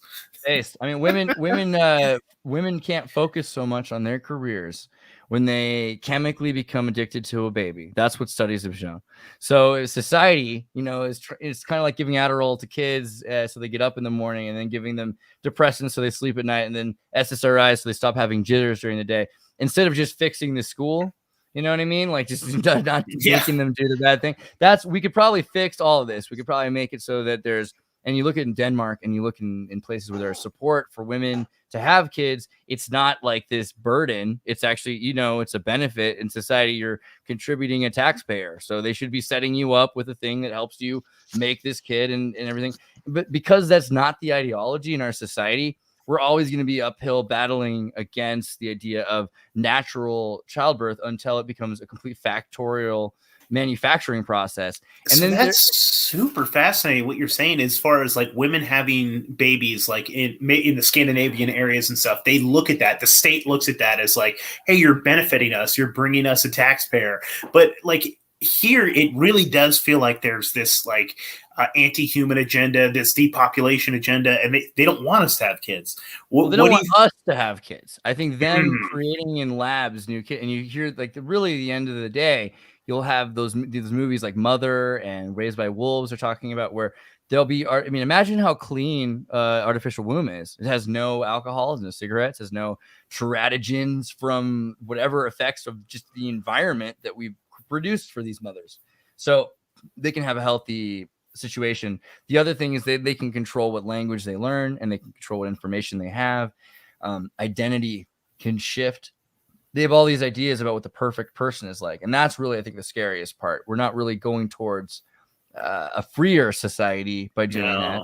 But then again, is freedom, maybe because like, is freedom, have you seen The Libertine with Johnny Depp? And he's the Earl of Rochester, John Wilmot. And he was a real guy who died at like 30 from syphilis in 1699 or 1720 or 1710, because he couldn't help himself. He was it sounds like Johnny Depp now. Yeah, I hear that. But the thing is, freedom can lead you astray, right? And it's not focusing on doing the right thing, which is, it's a whole other issue. So maybe, that's the weirdest thing. Maybe AI could produce a bunch of humans that are exorcised of our demons or something like that. That's like not what normal people are saying about AI, by the way. I imagine it's going to be, and there's a lot of reasons that you wouldn't believe that. For instance, AI being built by Facebook is designed to exploit you. So the core code of Facebook's AI bot, whatever future AI comes out of that, it's going to be thinking, unless they replace that code with completely new code, how to trick you in, like listen to you and figure out how to trick you into wanting something you don't want. Yeah. So you've literally created a demon, right? And then that's on top of the military bots, which are designed to like target you really perfectly and everything. So. Well, farming, right? It's the same idea of like a farmer is going to design the cow to meet his needs, not necessarily the needs of the cow. Not, I want the cow to like be the best cow it can be. It's like, no, like this one's fatter, this one has more milk, this one produces more. Like, thank God India exists, right? In India, that literally is the opposite. There are literally people like, I don't know, I just love her eyes. I think that's the nicest cow I've ever seen. I think that's great. I think that there should be both, but Now you're right. You have cows that can't reproduce themselves, right? And you have to have cow cloning. You know how much of your meat's cloned, right? Like 90% of beef in the United States is cloned, and in Brazil and stuff. They're from cloned embryos that then they raise, and you're eating raised cloned beef, and that's going to be everywhere very soon.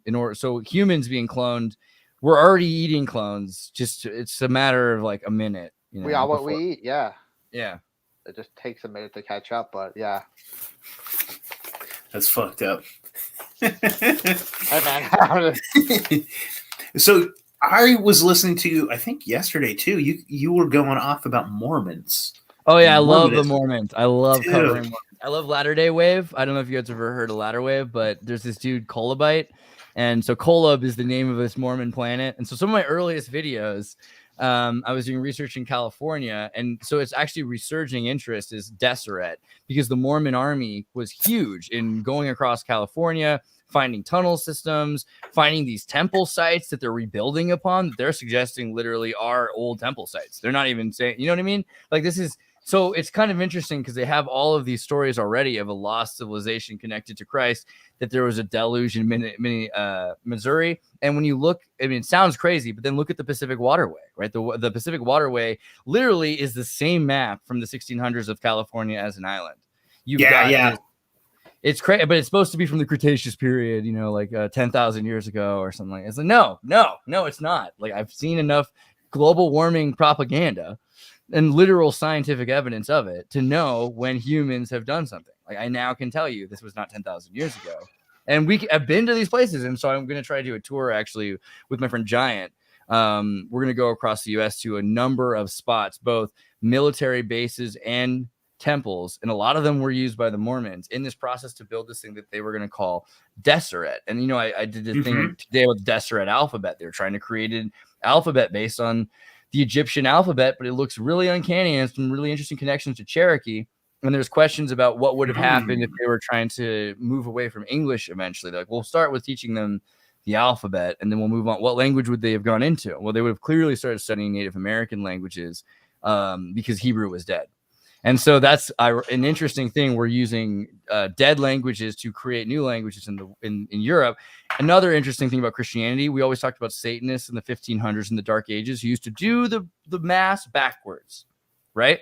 Doing the mass backwards. And then even in Anton LaVey's time, taking a record of a mass, playing it backwards. So literally backwards, right?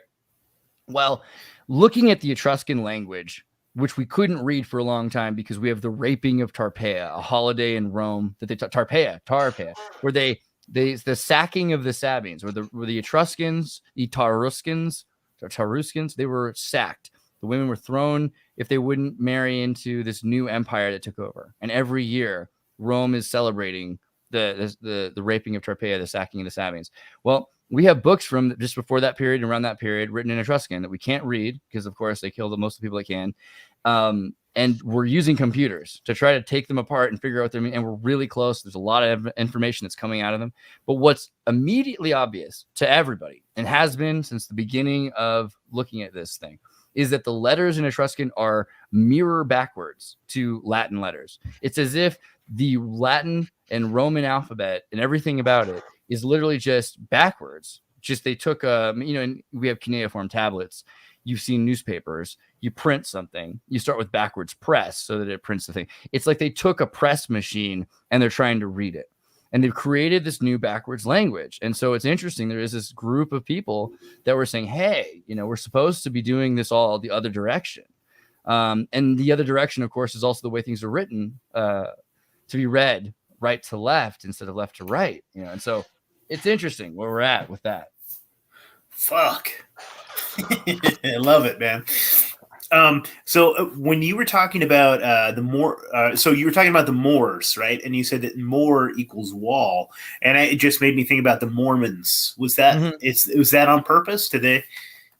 So I mean, according to their official books, it's because Moroni and the Mormons has to do with the Nephites. But having said that, it's hard not to notice that Masonry referred to itself as the Moorish sciences, and that the Mormons are essentially very similar to the Muslims, or the Mosesmen. Muslim is Mosesmen. So these groups that were all about Moses and his whole story. Again, there's several books in the Book of Mormon that are not supposed to be from the golden tablets. They're supposed to be from mummies that they found from Egypt, from Lombello discovering in crypt robbing tombs, the Book of Abraham, and the Scroll of Joseph, which they've never published because it was supposedly burnt because he was killed, and then it was sold to the Library of Chicago, never translated, and then burnt. But we have so many pieces of this story that connect Egypt and the way we understand Egypt. And it's weird because we're always told, hey, Mormonism doesn't make any sense, and that the evidence they have is ridiculous. And usually that's fun to make fun of. But I think it's more fun to make fun of the fact that it's exactly what they believe and it's exactly right every time. It's if the guy's just guessing or he's got some esoteric dude behind his, like a Wizard of Oz that's whispering in his ear, I don't know what, but you look at the actual translations years, now we can translate a lot of this Egyptian stuff supposedly. And it's a lot like math. If it doesn't translate, you can prove it. You can just say it's not the same as something else, right? So this particular book that he said was the Book of Abraham and the Book of Joseph, he says in the book, Abraham was nearly sacrificed by these priests and he survived it. And there's these death rituals. And here's when he dies and they give him a special ritual. And it's just, Mormons don't just believe in one God. They believe in a lot of gods. They just believe in not monotheism, henotheism. This idea that there's a best God of the gods, right? So Elohim is really important, but there are still gods that would help Elohim or like the angels according to their tradition. Well, that's what Egyptians kind of believe. And Elohim literally means many gods, doesn't it? Elohim. There is a connection to the idea of Elohim and Asherah, also meaning the family of gods, which is like the family of gods is interesting because then it also the Bible saying the plural idea of gods, but that doesn't, by the way, as if you're interested in Tertullian or Augustus or any of these. I love Tertullian, man. Yeah, Tertullian's a bad motherfucker. Yeah, some of the things he said, granted, he did get certain people in trouble that I like as well, but some of the things he said are very important. And the idea of the Trinity and the Trimurti and the connection to the Veda. So the Veda has got this idea of many, many gods, right? Well, they also had 3 gods to begin with: is creation, existence, destruction, Brahma, Shiva, Kali, is that right? Did I mix that one up? Sometimes I get my own gods mixed up. Anyway, they all were supposed to be the Trimurti, which is creation, existence, destruction. And as they spread throughout the world and through India, more and more groups that they conquered who had gods, they said, oh yeah, where your god can fit within an avatar of the Godhead. And so the Godhead becomes more important. This idea that there could be a plurality of avatars and Godheads within the one true energy that is this server farm, this Dyson sphere that is God. But God's beyond anthropomorphic, beyond any of these ideas that we have, but yet can still do all those things. Well, there's your mechanics for it, Well, if you can tap yourself into different avatars, then on the next level up, when you get into some divine space, right? Like you incorporating the concepts of the metaverse, which will be here in a couple of years. Right. So that's it. That kind of, so what's also weird is in the 2007 to 2012, there was the Mormon transhumanist movement was really big, and there was conferences. No shit. Mormons are so fascinating, man. Yeah, I know. I'm like, what is up with you guys? So I wanted to learn more about it, and but I'm more and more fascinated to the point where I'm like, I get why they let people make fun of them, because I would too if I was that aware of what was going on. They're doing fine, so there's definitely something to look into. So then I was trying to look into the Watchtower Society, and it wasn't quite as successful. I didn't think I found as much, but I want to keep digging. And there's a bunch of Jehovah's Witnesses out there. Let me know what you know, because I'm sure there's stuff there too. His idea was 1914 was the apocalypse as demonstrated by the pyramids, and he had some code in the pyramid. If you understood the pyramids, you could see the end of the world. And then when that didn't happen, allegedly, and this is the way it's taught to me by people who were Jehovah's Witnesses who quit, right? They're saying, then he said, oh, it did happen, but it wasn't the apocalypse. It was just the battle between God and the devil. Jesus was on earth, and that's what 1914 was like. And really, World War I. So, it's not like he's really far off. So, who's to say? But they did just recently take out his pyramid, the pyramid for Walter Mazer or whatever at the Jehovah's Witness in Philadelphia. They tore it down or removed it. I think someone had defaced it, so they had it removed and brought to a safe place. Interesting. So I've heard you mention like Humboldt County like a couple of times in your videos. Do you have a connection there? Well, I mean, I'm from California and I lived in Humboldt for a period of time. But the thing also is all around the world, Humboldt is a very important guy. Humboldt University, I had a lot of friends with Humboldt University as well. He was an inventor, but more he was an explorer, and he was a naval captain. But you'd be surprised some of the things he came up with on his trips. And the Humboldt squid is named after him, which is it kind of gives you an idea how badass he really is. But if you go down to Chile, you'll find that there's Humboldt in Chile as well. So there's a number of O'Higgins and Humboldt in these different places. O'Higgins was another important explorer in South America too. So what part of Humboldt were you in? Well, around, I mean, all over the place, but like Trinidad area too, into Grass Valley. I would come back and forth and do trips working and stuff. I love Trinidad, man. Yeah. He spent so much time in Patrick's Point, get stoned out there, and just I'm from Eureka, so that's awesome. You're from Eureka. I have a really great bowl from Eureka. It's like a hollowed out piece of one of those trees. I forget what kind of tree it is. The sequoia giants out there, the big redwoods, or I don't think it is. I think it's another. Maybe it is actually, but it's not. No, but I have a bunch of redwood stuff also. But I try not. I just live in Santa Cruz, where I'm from. I'm surrounded with redwood trees all the time. So I'm always scared of the idea of like killing redwood trees. Yeah. I'd rather just grow a redwood tree. Like I've grown a few in my life, and it's amazing that they're now now that I'm in my 30s, they're tall and real trees. It's gonna be crazy to see them become grown-ups and stuff. So I'm kind of weird. Like I'm a little weird about killing trees, I feel you, dude. I mean, there are ancient fucking ancestors out here. They're fucking beautiful. Yeah, dude, I just bought a property this last summer, and it's just so fucking awesome. I have these old, beautiful, crazy trees that, like, this tree in my backyard's got to be over 100 years old, and it's just wild. Dude. I love Arcadia. I miss Arcadia, also a nice spot. Arcadia's fucking beautiful, man. All the hippies smoking on the plaza, just like, I love that place, man. Dude. But yeah, redwood trees, like that was one of the first things to woke me up to it. Like Gold Rush in California, because like where we're from is a huge gold rush place, and cutting down all the redwood trees. And I think my first video was, whoa, okay, I get it, because we were talking about feedback loops and we're looking at how they used water from this lake to completely destroyed it to turn it into desert in order to remove these mountains with dynamite and water. So there's no more mountains in this place. It used to be called La Montañas. It's now just literally a desert, a plain of what is going on. And that they've dried out areas. You're like, wait a second. These areas that used to be lagoons have been filled in with sand. I live at a beach. I see sand filling. I know exactly how the island of California turned into desert. And it's scary. As you're going through it, you're looking at the redwood trees and these pictures of dudes that are cutting a tree with a saw that's 30 feet long with another dude. They're pulling it back and forth. Mm-hmm.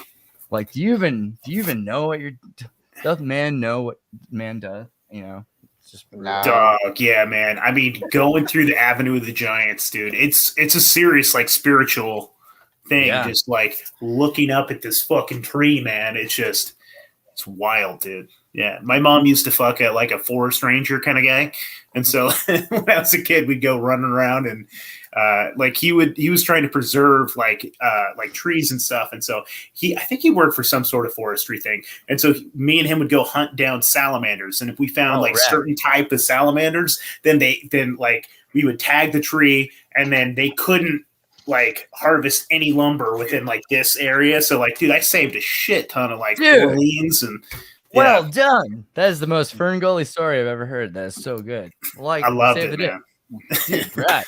Yeah, I wish more people did that. And it's crazy. You probably could do. I mean, we could probably figure out a way to facilitate that where people take photos of trees and they upload it to an archive and just it's socially done. So it's almost impossible to destroy things anymore. Because the more, and that's what I'm finding. That's one of the reasons I do my videos, because the more you can bring light to something, the more you can shine a light on something, the harder it is for them to tear it down. Yep. I love it, man. Let's talk a little bit of Box Saga, man. Dude. We're going deep tonight. We're doing a part 2. We're doing with Dan Anaki and Andy from the Deep Share. We're doing the dark stuff this episode. They're some of my favorite people. I feel like if you want someone who's really like, I feel like he really jives. Andy really jives with the Box Saga. I think it's got a lot of important stuff, and it's one of maybe a number of books that we found that are from people that have survived or come from a culture that survived a little bit beyond this in the maritime culture. But there are some weird things that are the focuses, and maybe Andy does a better job just pushing away from that. But I have a hard time. Okay, Box Saga. You got a guy who's raised on a boat from a crazy sailor man, and his is it him or his father has his son? Okay, I got it. His father has his son with his daughter, right? So his mother is his half sister, and this is as Scandinavian as it gets. But also, it tells you so much more about what was going on in terms of this idea of royal families, Caligula, royalty, what royalty was doing with genetics. And it's still a big thing today. People don't really understand how centric ancestry is to the royal families. But it's clearly the thing that drives everything. But the Box Saga is not really obsessed with incest. I just can't help but that's just something I can't help but think about when I think of the Box Saga. It's there. It's there. There's a lot of things that are just there. Yeah. It's fascinating, man. I love it. If you went to someone's house for dinner and had a really interesting conversation, but their mother was also the sister or something like that, I'd be like, okay, that's something to take note of. Yeah, I mean, you're right. I should probably just leave it. If it's at the dinner table, I should probably leave it. But, having said it, the thing is, from there, there's benefit. I don't want to say there's benefit, but I'm going to do it anyway. The fact that he's isolated from society means he doesn't know what changes are going through, particularly in the 19th century. There's a lot of changes, people being arrested, people are being sent to insane asylums for a thing called Napoleon's Comet. I didn't really... During the Tartaria thing, one of the things is you got the 1600s, the book changes, the book burnings, the flamenco calendar. The 1800s, 2 generations later, you have kind of this consolidation of whatever proper territories are left that have been kind of autonomous still, because there still are a few left. And there are 260 days of comets that rain down, and we call it Napoleon's Comet, but it's really from 1811 to 1812, nonstop for a whole lunar year, 260 days, just nonstop. What is happening? And it's not just comets. There are earthquakes. The Mississippi runs backwards. It looks like other river systems do as well. We have a lot of examples of weather changes in 1811, 1812. Regardless, over the next few decades, anybody who mentions it, if you think that Napoleon and the comet had anything to do with each other, or that him winning or might have been affected by the weather, or if the weather patterns brought down your old country, and that was a big thing, old countries, right? Because Germany didn't exist, Italy didn't exist. These are all names for new places. There used to be, Spain was 5 different places, right? Catalan, Galicia, whatever. So we have to get used to this idea that Europe is as new as America. It's made up just recently. So here's a guy who was going to all these places before that, when these had older names and what they really were like, and the best records they have, like the song of the names, at the time, and the Scandinavians were telling you the names of the kings back for 10 generations. So again, with the flamenco timeline, he knows exactly the true kings, and then talks about how language is stored in phonetics. And that's a really important thing, this idea that it looks like he understands better than a lot of people that have survived from the phonetic period, that you're trying to create a language for people who don't read it yet, right? And that's what Phoenicians were doing. They're saying, okay, well, beyond the fact that we've got these hieroglyphics, which are designed to help people intend our meaning, we could literally give them sound records, and they can produce those sound records if we do it right. So there's just thousands of people in Timbuktu, in Tahuti. Timbuktu's books might have actually come originally from Twilight Mist, by the way. Good to see you. I'm glad you're here. Timbuktu's books might have originally come from the Thoth libraries, right? And the libraries of Thoth might have actually been these ancient Kemetic books. The Ptah-hotep script that we're talking about, Joseph Smith's Book of the Dead translations, all come from. They look like the same as Ptah-hotep. Ptah-hotep might have actually been Joseph or Yuya, from our understandings of continued chronology of history. So wait, we just spiraled on Box Saga. Yeah, okay. So back to the Box Saga, which was that the Phoenician letters are designed to insinuate some symbolic logic, which is the same thing we're hearing about Mayan symbolism. That there's 300 to 500 letters because it's partially phonetic, but also has hieroglyphic aspects, and Mid-Egyptian into Coptic. So there's a lot of evidence that this, and again, mathematics every step of the way. Cuneiform, not a language meant to be phonetic. It was meant to be a geometric language. Okay. And so many other languages that we don't think about for other purposes. Like you might think that this symbol is for a sound when you're right, but it's not for the sound you think it is, because they could all be ha, but this is a frequency of 2600 ha, or this is a frequency of 2200 ha. And in Chinese, you have intonations. So we know that Tartarians were using intonations. So if you have an entire language that's literally sound, and then that's what Euclid was using. That's what Pythagoras was using. Pythagoras was using this to make music. Our entire musical scale is based on this lost language that's connected to the Box Saga. So that's pretty neat. It's important to give Bach some credit for all of that. Having said that, though, yeah, he's a crazy drunk whaler. Yeah, was. Well, you know, he's probably in Valhalla now, the way things went. Yeah. Yeah, man. I mean, the whole Box Saga thing, man, it's so fucking fascinating. And there's so much to it, and it was so complex. And he has like an answer for almost everything. And it's the coolest thing. I mean, I kind of hope it's true. I don't know. Well, yeah, I mean, right? Fair enough. And then let's see here. I can't wait to listen to that. Are you guys doing that later tonight, or is that? Yeah, we're doing that tonight. Yeah, I can't wait to hear that. Also, I'm always interested in hearing, you know, anything on the Box Saga. And Andy did a lot. Last time I was on the show with Andy, he did a lot of interesting. He had some interesting stuff to say. So, gotta go deeper. Yeah, Andy's fucking brilliant, man. I love he'll take this and then he like just goes. Yeah, I mean, pretty much like you too, man. I'm digging it. Let's see here. Egyptian god. Bigfoot might be a Nephilim. Let me see here. What's your favorite? I got all these fucking crazy notes, man. Gene flow and hominids. We got through that. Yeah. I mean, Bigfoot was your grandmother, or at least mine. You know, it's definitely somebody's grandmother is Bigfoot, and that's nice. Okay. Well, see, I was thinking about this today. Like, I'm not stoned, but I was thinking about this today. I was like, because red hair is supposed to be like a genetic mutation, right? And so, do you think? Because the mammoths had it. Mastodons, we see mastodons have the exact same gene for different chromosome in hair, and you have redhead mammoths, blonde mammoths. I mean, it's adorable. So clearly that sequence either jumped, and we love talking about Native Americans eating the eagle eye in order to get the eagle eye, but maybe genes can jump, or that it's just something that Chardin said. I love Teilhard Chardin, the Jesuit priest who studied singularity, the new sphere, the omega point, the divine milieu. He said that a lot of what we understand as biology from the records of biology, and a lot of what we understand from ideology and philosophy from the movements and choices of people really are connected. But no one seems to want to think about that. And it's funny when you talk to a scientist today because of that, because it's like, very soon we're going to be living in Gattaca, where people can choose their children. And I'm just like, well, I mean, we live in that world now. Women are choosing their mates and their children this is biointentionality is a part of gene editing. And it's a normal thing. So we might not realize how much we're able to manipulate our DNA through conscious effort, through diet, through action, through even just breeding with other people, but even just through choices in your own lifetime.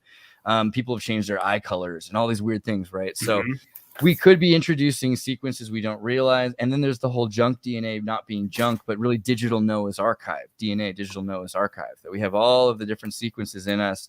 A lot of them are turned off, and then we can turn them back on.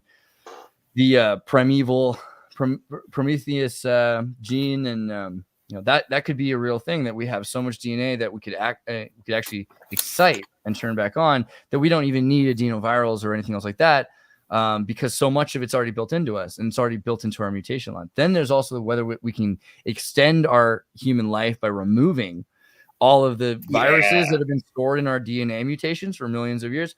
Maybe we could get back to 120 or 600. Before Abraham, it was 600, right? So Mhm. We might, or was it Moses is 120? I forget what the deal is. They make a rule after the flood. He's like, that's Yeah, it. yeah. You guys need to calm down. You know. Yeah, I'm just thinking like the way you phrased it. Like when you have a phone, you have all these apps that just has all this extra stuff on it, all this tracking technology and whatnot. And I mean, at some level, I think that we are biologically engineered at some level, and we probably have all of this stuff embedded in us, and on some level, that And then, I mean, we're clearly, gonna. also you can access it too. Like, so, like, if you were to be high all the time, I think Shulgin said this. You might look at a tiger and be like, "Wow, pretty, amazing patterns," while it's eating you. So genetically, it doesn't make sense to be high all the time. But you Yeah. can have the hook for the loop. You can have the door for the key. And then if the key exists in nature, and we got this undulating mushroom that has these humans, which are these, the homeostasis. The homeostasis cathedral is this mushroom that's connecting all of the ecosystem. Mhm. And it's bringing nutrients into all these things. We don't realize how brilliant a mushroom is, but you can look at Paul Stamets talking about neurons are stored in this giant meatball everywhere, the literal memories and connections, and it can experience things. But humans are like undulating, spelunking scuba divers just attached to the mushroom. We leave, we come back though, because we're always coming back to what it's connected to. So realistically, it's not just the mushroom, it's all the plants in between that are giving you coffee or whatever else.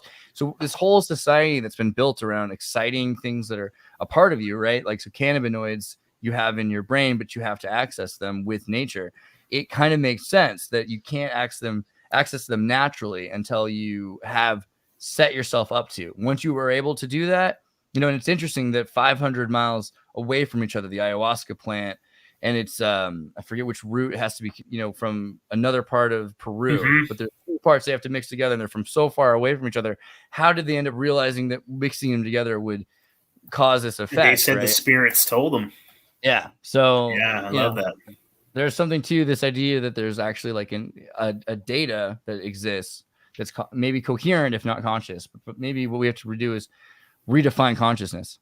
So do you, I mean, because that's the next thing that I was going to talk to you. Like, so what are your thoughts on like either, because I've had friends that would talk to me about this. So like the idea of like past lives, maybe, or do you think that there's, or like an Akashic record? Do you think that, so my friend has this theory that like these people that think that they have had past lives, that they think that they've lived throughout this time, they're actually accessing like family memories, like ancient memories from like your ancestors and things like that. Do you think that there is anything like that? So on a couple levels, one, I think that, of course it exists, but we've been designed not to access it because it would drive you insane. If your dad was beat up by somebody and you hated everyone, that, you'd have prejudice that would be out of control unless you just learn. And there's a proxy of data. So we've done our best to separate ourselves from the natural phenomenon of like hive mind, swarm mind intention. And you can see that every baby is trained away from it because babies believe it's like peekaboo. You have to learn that your experiences, not everyone else are having, and that you don't know everything everyone else knows, and they don't know everything you know. And like that is something in terms of identity that is not natural. A child learns that as they start to become an individual and their identity is formed. According to Sun Nee's law, or if you use Moore's law, but you extend it to Sun Nee's law, the idea that every quantum computation in a string of order of operations requires a certain amount of time to process. So let's say that you're going to process every lifetime ever, right? And I could do them all in a computer where we've got a bunch of matrix people plugged in and they're going to process the lifetime. I could do every single lifetime at once. It would still take a certain amount of time to do the order of operations of a life, right? So I'll still have a lifetime to process every single lifetime. It could be that every single lifetime is happening in tandem simultaneously. All the past, all the present, and all the future are all just simultaneously interacting, and that they're all interwoven, which makes the most sense when you think about radio harmonics, this idea of holographic, that you're in multiple places at once. I mean, we were talking on my Tachyon show about the one electron theory, this idea that there might just be one electron that's everywhere at once. It's not that there's more electrons or ionized. It's just that it's constantly this flow, this ether that is God or whatever, that is the breath, the divine breath that's in everything. It doesn't have to be a multitude.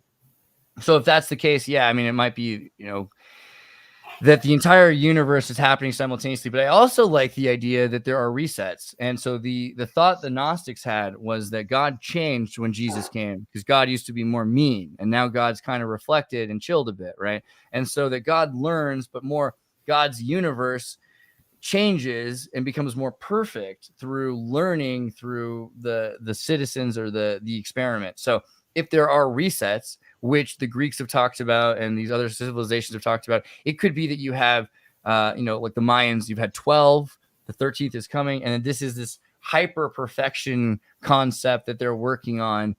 Whether or not they succeed, whether it's 1,000 years of peace or of damnation, that's a whole other question. But fascinating, man. That is fucking interesting. I have another Tartaria question for you, and I don't know if you've heard this theory or not, and I thought this was a lot of fun.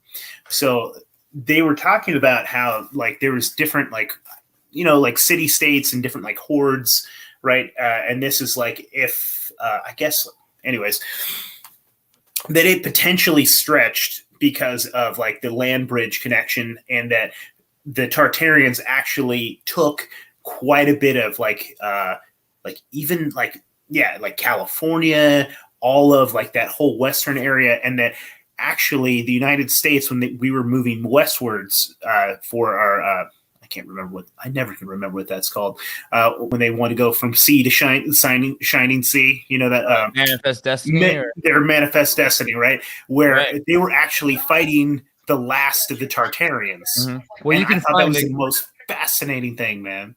At very least, right? So even if you don't look at them as organized, you have to admit that you've got all these enclaves of Russian Orthodox old folks. You have these different groups in Santa Cruz that are the Russian Orthodox that were there in the 1800s.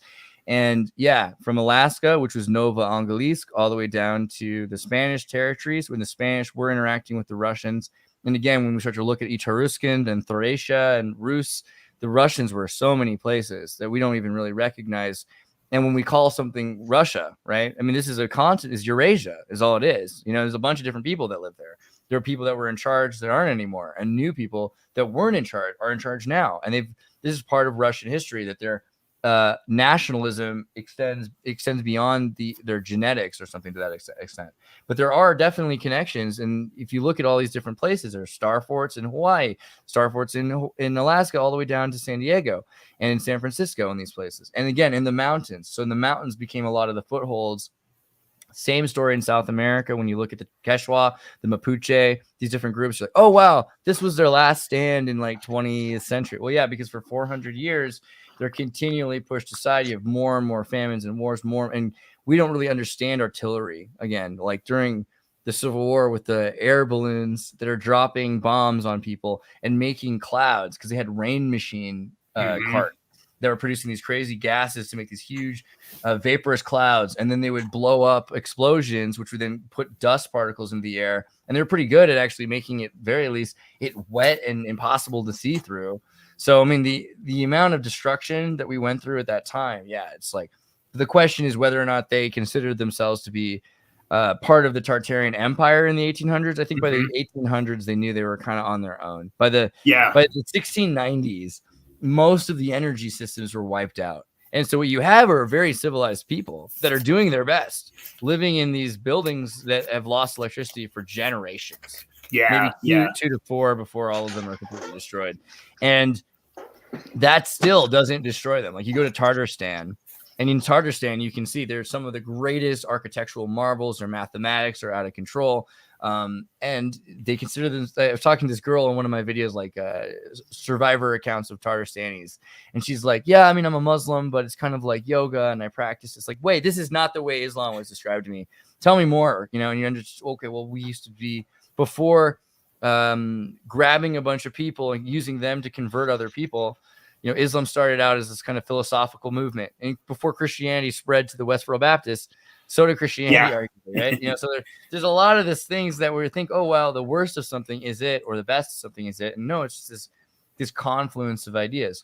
So you will find a lot of the old faith movements talking about being associated with a beautiful fairy tale like civilization of Tartaria that's magical, because they have automated machines and lights at night and things like that. So like really small Slavic dreams, but they're still very practical things that you know, okay, yeah, this is what, when we look at Cordoba, we see they had water wheels, water mills.